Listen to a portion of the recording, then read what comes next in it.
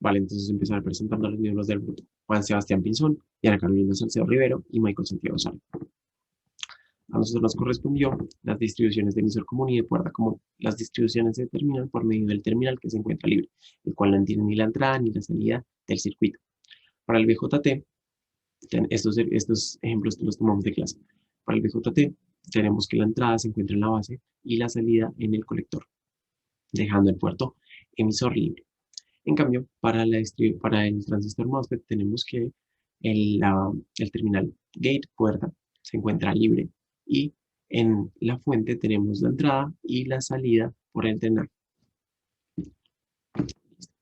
En cuanto a las mayores diferencias entre ambos circuitos, entre el MOSFET y el BJT, tenemos las aplicaciones porque ambos no se usan para lo mismo y esto ya depende de las características de cada uno, se desempeñan mejor en determinadas aplicaciones. Entre las características que más relevantes son la modulación de potencia. Entonces, para el MOSFET, tenemos que la modulación de potencia se lleva a cabo variando el voltaje suministrado en la terminal gate. Esto hace que se varíe entre las otras dos terminales, entre la de fuente y drenaje. En cambio, para el BJT, variamos es con la intensidad de potencia. Entonces, ¿qué pasa con la intensidad? Esta intensidad de potencia, que es la corriente, eh, se cambia en la terminal de base y esto hace que la diferencia de corriente entre el emisor y el colector aumente. Vale, en cuanto al funcionamiento, este opera mejor, este opera a mayores velocidades de kilohertz, megahertz, de kilohercios, perdón, que el BJT y se usa normalmente para altas corrientes y pequeños voltajes. En cambio, este se usa para altos voltajes y pequeñas corrientes.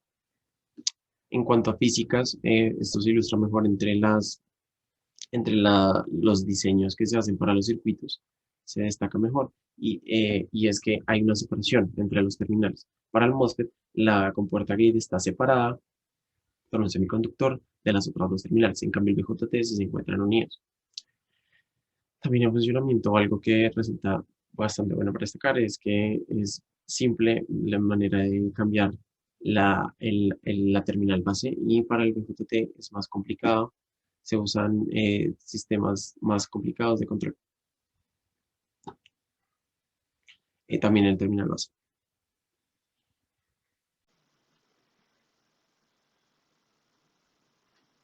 Ujú. Para el diseño MOSFET gate común, se plantea que para las terminales de fuente y drenaje están dadas por las entradas y salidas respectivamente.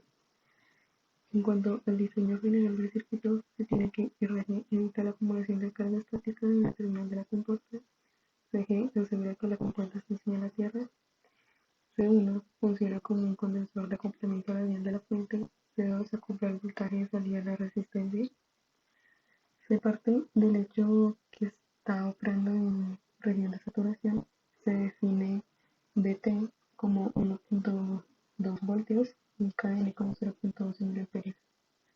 Para esto se emplea la siguiente fórmula, el cual nos da que Vgs es un total de 2.28 voltios y finalmente se da ID que corresponde a 6.24 miliamperios.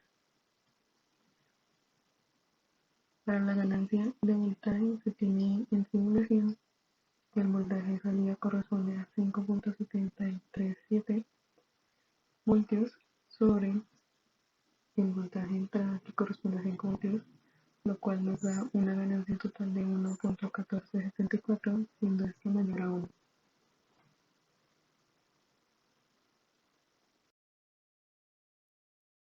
Ok, entonces el primer diseño del cual hablaremos es el de BJT en emisor común. Pero es que como es emisor común, se tiene que plantear que la base y el colector están dados para la entrada y para la salida respectivamente, y el emisor está dado para ambos. Se plantea el siguiente esquemático, empleando un transistor tipo NPN, una fuente AC y pues tanto para la entrada como para la salida se conectan unos capacitores de acople, implementa pues un divisor de voltaje para el terminal de base y en el colector se implementa pues el voltaje CC, que es el de alimentación a 5 voltios.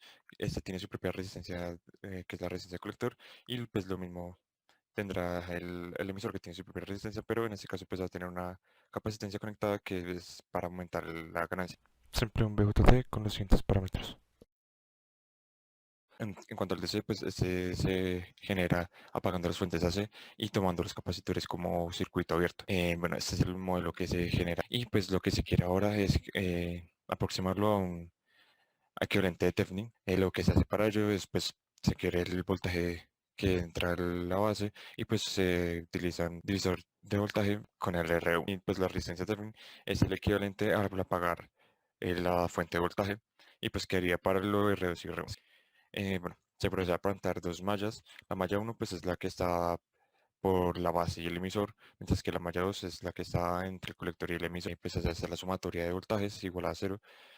Y pues en cuanto a la primera malla, se permite despejar y BQ, y pues la segunda malla permite pues despejar el voltaje de DCAE. Bueno, como está diciendo, se despejó el voltaje BCE, el cual pues se generó por la siguiente expresión.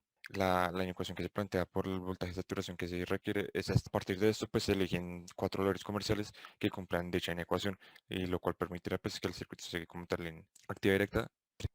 Ahora se procede a hacer el análisis AC. En este caso se apagan las fuentes de voltaje de DC, y pues los capacitores se toman como circuito cerrado.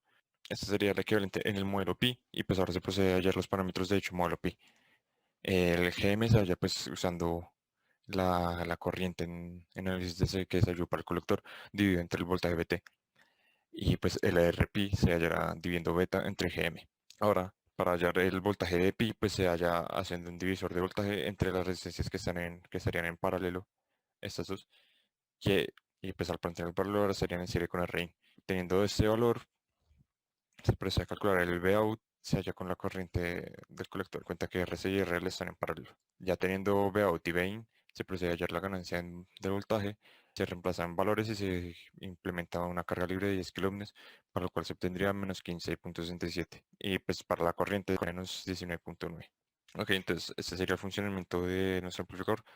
Son las ganancias ya nombradas, y pues un desfase de pi. Ok, listo. Entonces a partir de ese Alkim se harán las simulaciones y la gráfica de voltaje, en la cual pues se evidencia la ganancia o el desfase de pi real. Que en cuanto a la gráfica de corriente, se presenta pues la ganancia correspondiente y también el desfase esperado. Finalmente, el rango de operación es el que se evidencia, exceptuamente la simulación a señales pequeñas, tiene que para más de 10 kHz hasta incluso 1.000.000 de kHz, el amplificador debería parar correctamente.